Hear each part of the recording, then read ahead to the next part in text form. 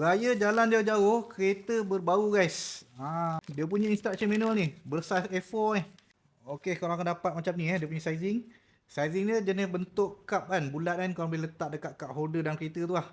Yang jenis macam ni dia manual, tak ada keluar jenis wap-wap apa tau.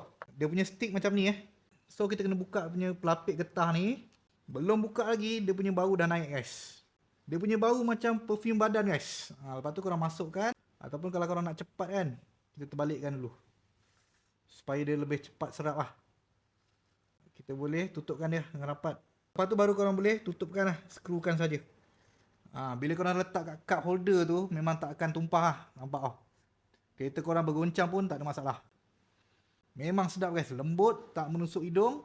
Bila korang dah buka korang punya aircon tu kan, dia punya bau pun memang naik lah. Ini dia punya airflow dia sebelah atas. So yang aku ambil ni adalah Oriental Forest. Satu botol ni dia 100ml. Material jenis kaca guys. Dia ada macam-macam lagi bauan. Kalau korang minat dengan pewangi kereta ni ataupun nak letak dalam rumah pun okey, boleh tekan link kat bawah.